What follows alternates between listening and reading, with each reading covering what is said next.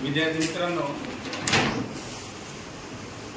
कालच्या सामाजिक न्याय दिनाचे औचित्य साधून जागतिक अंमली पदार्थ विरोधी दिनाचे निमित्तानं आज आपल्या कैलासवासी सगोना खाते माध्यमिक व उच्च माध्यमिक विद्यालयामध्ये तालुका विधी सेवा समिती पाथरीच्या वतीने विशेष मार्गदर्शन करण्यासाठी या ठिकाणी आपल्याला विशेष उपस्थितीमध्ये आज कार्यक्रमाच्या प्रमुख मार्गदर्शिका म्हणून श्रीमती एन.जे.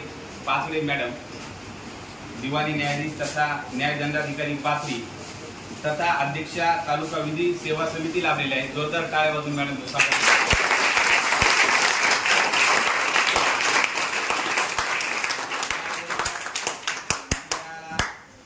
या ठिकाणी पाथरी तालुका वकील संघाचे अध्यक्ष ॲडव्होकेट अशोक गाजवाळे सर सुद्धा इथे येणार आहेत. ॲडव्होकेट भगवान हिवाळे सर सुद्धा येणार आहेत.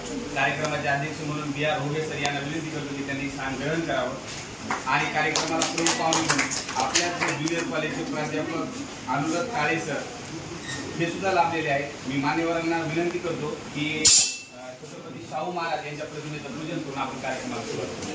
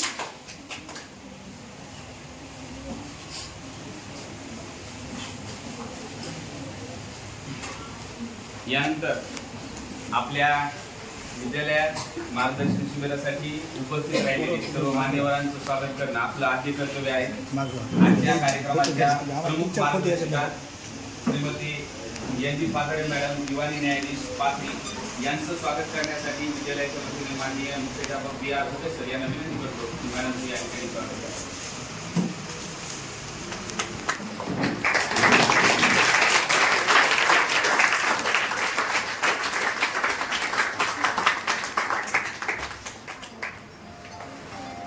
यानंतर पाथरी तालुका वकील संघाचे अध्यक्ष माझे मित्र ॲडव्होकेट अशोक गाजवाळे सर यांचं स्वागत करण्यासाठी अमृत काळे सरांना विनंती करतो की त्यांनी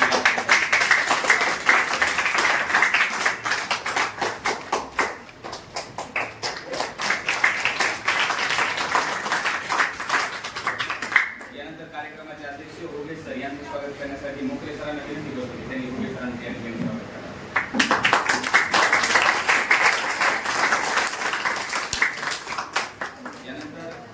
कॉलेजचे प्राध्यापक अनुराग काळे सर यांचं स्वागत करण्यासाठी मी वैष्णवी आंबले यांना विनंती करतो की प्राध्यापक काळे सरांचे या ठिकाणी स्वागत.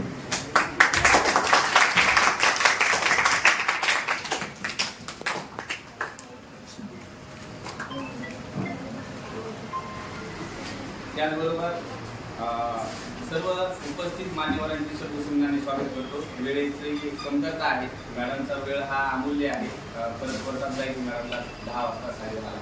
त्या अनुषंगाने बाकीचे सत्कार आणि स्वागत थांबवतो. सर्वसुमनाने सर्वांचं तुमचं सुद्धा स्वागत. या कार्यक्रमाचं प्रास्ताविक करण्यासाठी मी माननीय ॲडव्होकेट अशोक गालफाडे सर यांना विनंती करतो की या सदर कार्यक्रमाचं प्रास्ताविक करा.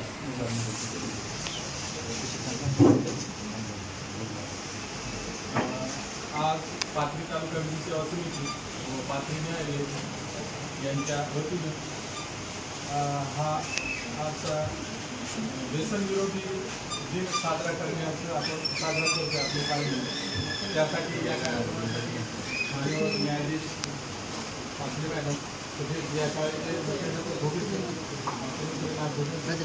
आणि न्यायालयीन कर्मचारी माझ्या सर्व विद्यार्थी आज आपल्याला वेगवेगळे छंद असतात.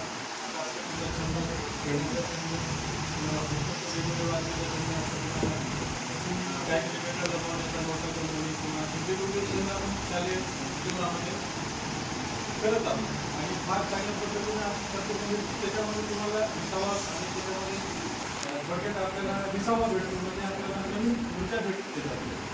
आपला दिवसभर आपण अभ्यास वगैरे केलं की काहीतरी खेळ आपल्याला फ्रेश होण्यासाठी आपण काहीतरी संधी केलं घ्यावं, त्याच उत्तेजनाने आणि त्याच प्रेरणेने आपण पुन्हा काम करतो. मात्र यासाठी बऱ्याचदा भविष्यामध्ये किंवा आता अशी परिस्थिती आहे की 10वी 12वी आणि त्याच्या खालचे विद्यार्थीसुद्धा तंबाखू खाण्याचं तंबाखू खाते किंवा आणखी काही बायकरचा प्रकार चालू आहे. तो म्हणजे तुम्ही हातात अशी जी काही हे करत नाही आपल्याला, पण अशी परिस्थिती आहे. तर त्यासाठी आपण चांगल्या पद्धतीने ठरवलं पाहिजे. चांगल्या पद्धतीनं त्या व्यसनाच्या आहारी न जाता अभ्यास करून आपलं शरीर जेव्हा दिलेलं आहे आपल्याला, त्या शरीराचा आपण चांगल्या पद्धतीनं विकास केला पाहिजे आणि जीवनाचा आनंद घेतला पाहिजे, अभ्यास केला पाहिजे, मोठं झालं पाहिजे. व्यसनाच्या कोणत्याही कसल्याही प्रकारचं व्यसन आपण करू नये. तंबाखू असतो, ड्रग्स असतो किंवा छोटे छोटे जे बाहेर आहे ते सुद्धा खाण्याचा प्रकार आपल्याकडे चालू आहे. तर त्या पद्धतीचं आपण आपली शाळा कशी विद्यार्थ्याला लक्ष देणारी आहे, सगळे शिक्षक पण चांगले आहेत, आपल्याला त्या पद्धतीचं चांगलं काम दिलं. तर आज रोजी आम्ही यासाठी सांगायला आलेलो आहोत की जे विद्यार्थी जसे जे आहेत त्यामध्येच तुम्हाला चांगलं सवय लागले पाहिजे. एकदा आता तुम्ही विद्यार्थी बाहेर पडला तर कायद्याच्या कसाट्यामध्ये जर आपण असलेला तर त्याच्यातून तुम्हाला जाणार. त्यासाठी आपण सर्वांनी ही काळजी घ्यावी आणि आज रोजी पाथरी न्यायालयाच्या न्यायाधीश जिल्हा परवानगी सेवा समितीचा हा कार्यक्रम आपण आयोजित केलेला आहे. आपण सर्वांनी त्यासाठी वेळ दिला, काळजी घेत आहे, त्याबद्दल सर्वांचा आभार व्यक्त करतो.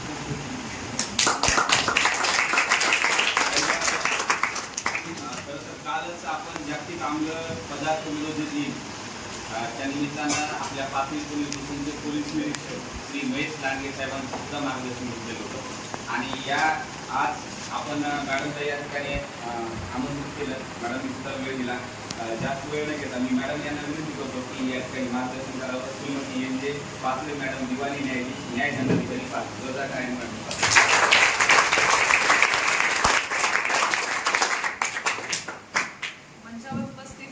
आपल्या शाळेचे मुख्याध्यापक, सर्व प्राध्यापक मंडळी, विधी सेवेचे आणि कोर्टाचे कर्मचारी, तसेच वकील संघाचे अध्यक्ष गालफाडे साहेब आणि इथे उपस्थित सर्व माझे मित्रमंडळ, आपल्या सर्वांना बघून खरं तर मला माझ्या शाळेची आठवण आलेली आहे. आपण मला वाटते 5वी ते 10वीचे विद्यार्थी आहेत है ना? कुठल्या क्लासमधले आहेत आपण? 10वीचे आहेत का? ठीक आहे. तर आताच साहेबांनी सांगितलं की कालच आपलं पोलीस निरीक्षक साहेबांनी आपल्याला ड्रग ॲब्यूज आणि इलिसिट ट्रॅफिकिंग या विषयावर इथे त्यांनी आपल्याला मार्गदर्शन केलेलं आहे. तर आपल्याला एक या विषयावर थोडी ओळख तर झालेलीच असणार. कोणी सांगू शकते काल त्यांनी काय सांगितलंय मला, की मला लक्षात येईल की तुम्हाला काय कळलं? काल काय सरांनी सांगितलंय सांगा 2-3 पॉईंट. कुठं मुली सांगा. हां लाजायचं काहीच नाही आहे. एका वेळी मी पण तुमच्यासारखेच विद्यार्थी होते आणि तुमच्या सारखेच असे बसलेले होते. त्यांनी सांगितलं की कसलंही व्यसन करू नका, कारण आपलं वय नाही व्यसन करण्याचं. Very good, very good. दुष्परिणाम सुद्धा सांगितले. मुलांना तुम्ही सांगा, काय घाबरायचं कारण नाही.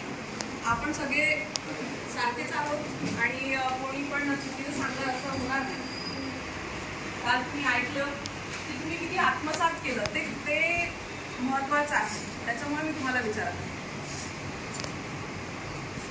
बरं, ठीक आहे. सर्वांनाच माहिती असणार आहे, मला शाश्वती आहे की काल जे पण सरांनी सांगितलं असणार ते तुम्ही आत्मसात केलेलं आहे, ते तुम्हाला समजलं आहे. तर त्याच विषयावर आज मी तुम्हाला मार्गदर्शन करणार आहे. काल 26 जून रोजी आपण ड्रग ॲब्यूज आणि इलिसिट ट्रॅफिकिंग या विषयावर आणि याच्या विरुद्ध जागतिक दिवस साजरा केलेला आहे.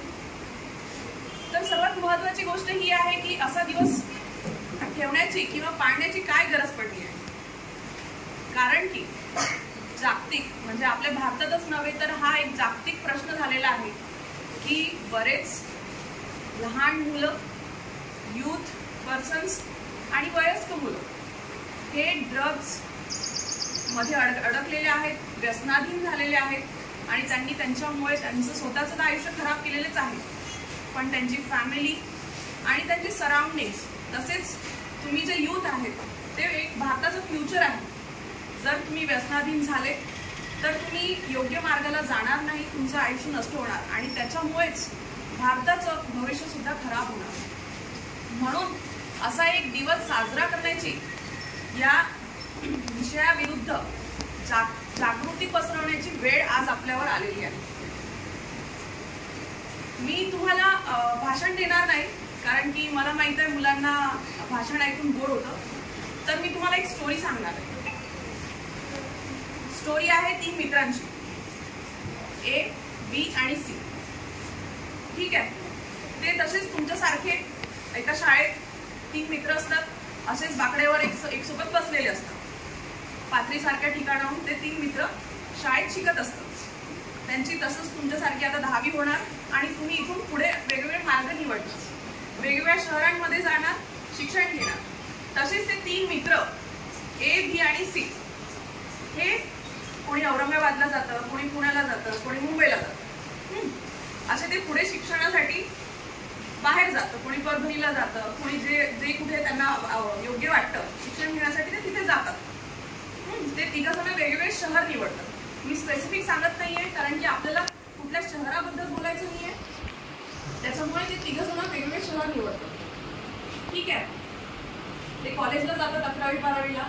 11वी 12वीला कॉलेजला जाण्यासाठी मला माहित आहे की यूथ किती एक्सायटेड असतो, कारण की बऱ्याच ठिकाणी 11th 12thला युनिफॉर्म नसतो, तर त्यांना वाटतं की आपल्याला चांगले कपडे घालून स्टाईल करता येईल आपल्या स्वतःला. एक्साइटमेंट असतो. कॉलेज लाईफ बद्दल ऐकलेलं असते, मूवीज तुम्ही बघितलेल्या असतात. एक फॅन्टसी असते आपल्याला की कॉलेज लाईफ म्हणजे काहीतरी वेगळंच आहे. तुम्ही पण एक्सायटेड आहेत ना 11th 12thला जाण्यासाठी? असणारच आहेत एक्सायटेड. ठीक आहे. असेच ते एक्सायटेड असतात, कॉलेजला जातात. ते 3 वेगवेगळ्या शहरात जातात. त्यांना तिथे 3 ग्रुप्स मिळतात. तिथे कॉलेजमध्ये ऑलरेडी 3 ग्रुप्स असतात. एक ग्रुप असतो जो अभ्यासात फोकस्ड असतो, जे करिअर ओरिएंटेड असतात, की ज्यांना वाटतं की नाही आपल्या आईवडिलांनी इथे पाठवलेलं आहे, आपल्याला अभ्यासावर फोकस करायचा आहे आणि आयुष्यात काहीतरी बनायचं आहे, डॉक्टर बनायचं आहे, इंजिनियर बनायचं आहे, जज बनायचं आहे, ॲडव्होकेट बनायचं आहे, CA बनायचं आहे, सायंटिस्ट बनायचं आहे, असं त्यांचं त्या ग्रुपचं ॲम्बिशन असतं. सगळ्यांचे अलग अलग ॲम्बिशन्स असतात. एक ग्रुप असतो की त्यांना वाटतं की नाही अभ्यास काही इंटरेस्टिंग नाही आहे, आपण अदर लाईफ पण एन्जॉय केली पाहिजे.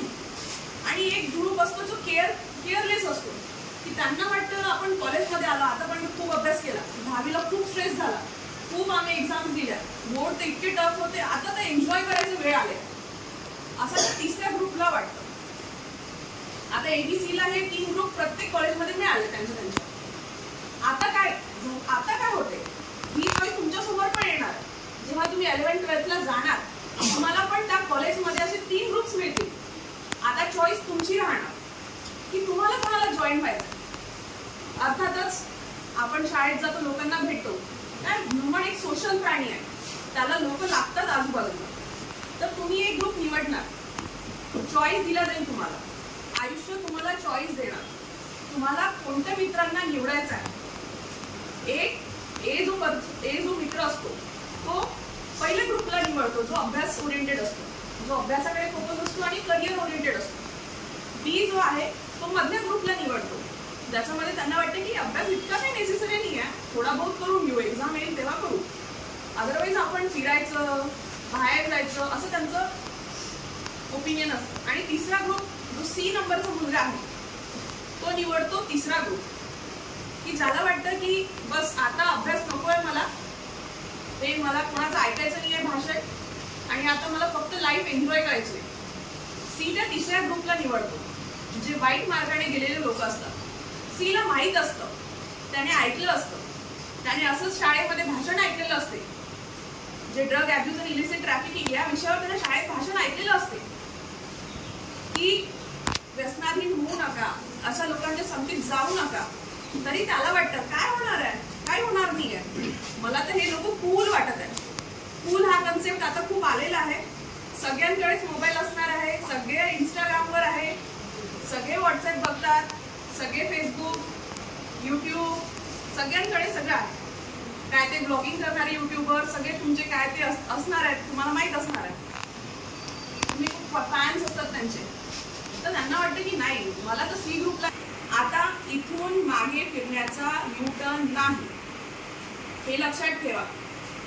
जर तुम्हाला वाटत असेल की एक्सपिरियन्स करू आपण, काय बघू तर खरी आणि आपण परत येऊन जाऊ, तर हे होणार नाही. कारण की ते ड्रग्स घेऊन, व्यसन घेऊन शरीर तर नष्ट झालेलंच आहे. ते शरीर परत येणार आहे का? येणार आहे का ते परत? नाही येणार आहे.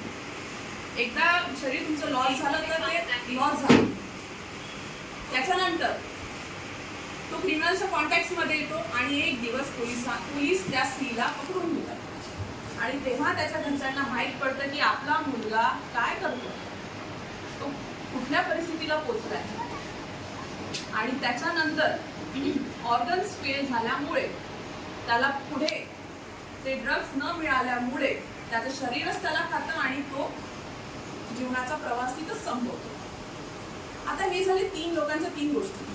इकडे A चांगलं करिअर करतो, डॉक्टर बनतो आणि तो एक व्यसनमुक्ती केंद्र ओपन करतो की जो त्याच्या C सारख्या मित्रांना वर आणू शकू, यातून बाहेर काढू शकू.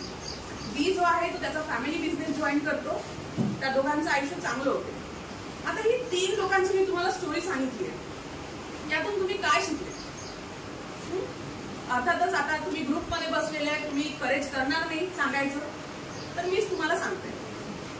A, B, C एकाच शाळेतून आले, एकाच बाकड्यावर बसले होते, त्यांना एकाच शिक्षकांनी शिकवलं, एकच बॅकग्राऊंड होतं त्यांचं, त्यांच्या आईवडिलांची परिस्थिती सुद्धा सारखीच होती. मग का बरं A डॉक्टर बनला, B बिझनेसमॅन बनला आणि C या ड्रग्सच्या जाळ्यात फसून मृत्युमुखी झाला? का बरं? कारण की चॉईसेस, माणसाला चॉईस दिली जाते. प्रत्येक पुरुषाला, स्त्रीला, मुलीला, मुलाला चॉईस दिली जाते की तुम्ही काय निवडणार. Aनी चांगल्या लोकांना निवडलं, B फसता राहिला, पण त्याच्या सराउंडिंग जे लोक आहेत, त्याचे आई वडील, त्याचे मित्र, त्याचे टीचर्स, त्यांनी त्यांना वाचवलं, Bला वाचवलं. तर एक मित्र म्हणून तुम्हाला हेच करायचं नाही की तुम्हाला स्वतःच्या जीवनासाठी चांगली चॉईस करायची. जर तुम्हाला तुमचा मित्र जर वाईट मार्गाला जाताना दिसला तर एक चांगला मित्र म्हणून तुम्हाला त्याला सुद्धा चांगल्या मार्गाने आणणं ही तुमची जबाबदारी आहे. Bच्या सिच्युएशन मध्ये तुम्हाला Bचे मित्र सुद्धा लाईफ मध्ये घ्यावे लागणार आहे, तर हे तुम्हाला लक्षात ठेवावं लागणार. आणि Cचा जर मार्ग तुम्ही कधीही तुम्हाला वाटलं काय आहे, एका एज मध्ये क्युरिओसिटी असते, प्रत्येकाला प्रत्येक गोष्ट एक्सपिरियन्स करायची. कारण की आता सगळीकडे दिसतं की अरे बापरे हे खूप कूल वाटत आहे, हे खूप चांगलं आहे, पण इट्स नॉट कूल. तुमच्या भाषेत सांगत आहे, हे व्यसनाला हात सुद्धा लावणं हे कूल नाही आहे. जर व्यसन करायचं आहे तुम्हाला, अभ्यासाचं करा, करिअरचं करा, आपल्याला आपल्या मित्राचं, आपल्या समाजाचं आपल्या आईवडिलांची सेवा करायचं याचं व्यसन करा, कारण की या व्यसनाला जाणार तर यू टर्न नाही. इथून तुम्ही काय चॉईस करणार आहे? सीनी काय चॉईस केलं? सीनी त्याची मृत्यू चॉईस केली आहे. सीनी असं आयुष्य चॉईस केलेलं आहे जिथे इथून बाहेर येणं नाही, आणि त्यांनी बाहेर येण्याचाही प्रयत्न केला तर तो पुन्हा बाहेर येऊ शकणार नाही, कारण की त्यांनी शरीराचा पहिलेच लॉस केलेला आहे. तर माझी एकच तुम्हाला विनंती आहे, आयुष्यात ए बना आणि बी चे मित्र बना. सी सारख्या चॉईसेस तुम्हाला इथून पुढे करायच्या नाही आहे. तुमच्यासमोर या 3 सिच्युएशन्स येणार. आठवण ठेवा, या येणार आहेत, 100% येणार आहेत. तुम्ही कुठे ना कुठे शिक्षणाला जाणार, परभणीत शिकणार, इथे शिकणार, 11th-12th जाणार, 11th-12th नाही गेले तर 12th नंतर जाणार. हे प्रत्येक वेळेला येणार. एकदा तुम्ही तुमचं करिअर सेट केलं, तुम्ही पर्सनॅलिटी डेव्हलप केली, तर मग तुम्ही तुमच्या आजूबाजूला कोणी कसंही असलं तर तुम्ही त्याचे शिकार होणार नाही, कारण की तोपर्यंत तुम्ही मॅच्युअर होऊन जाल. पण आता तुमचं एज असं आहे की तुम्हाला फार सावध राहावं लागणार. मित्रासारखा वाटणारा तुमचा मित्र हा तुमच्यासाठी जीवन घेणा पण असू शकतो. So please do good choices. Thank you.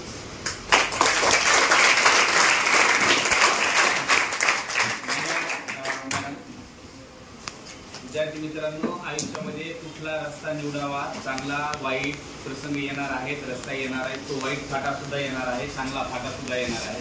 मॅडमने अत्यंत सुंदर पद्धतीने एका उदाहरणाच्या माध्यमातून तुम्हाला सांगितले की आयुष्यात तुम्हाला काय निवडायचं. मुली आणि मुलांसाठी हे 10वीचे विद्यार्थी आहेत. तर मॅडम हा एक तुकडी आहे आमची, अशा आमची तुकडी आहे. परंतु शाळा कालही कार्यक्रम असल्यामुळे आम्ही बाहेर घेतला नाही कार्यक्रम. पुढच्या वेळेला नक्कीच हा लार्ज स्केलवर आपण कार्यक्रम घेऊया. आणि याच कार्यक्रमासाठी माननीय कृष्णा गायवड साहेब API पाथरी आले, त्यांचं स्वागत करण्यासाठी मी घोगे सरांना विनंती करतो की त्यांचं या ठिकाणी स्वागत करावं.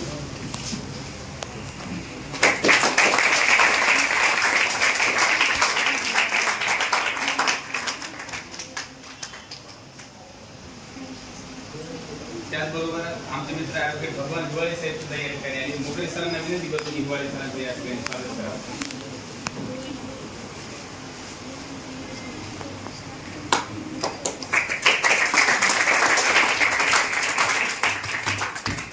अत्यंत सुंदर भाषेमध्ये या ठिकाणी मॅडमने सर्व विद्यार्थ्यांना कमीत कमी कालावधीमध्ये मार्गदर्शन केलेलं आहे आणि ही अत्यंत प्रेरणादायी गोष्ट आहे आपल्या सर्वांसाठी, विद्यार्थ्यांसाठी. यानंतर या कार्यक्रमाचे अध्यक्ष BR घोगे सर यांना विनंती करतो की त्यांनी अध्यक्ष सांगावं.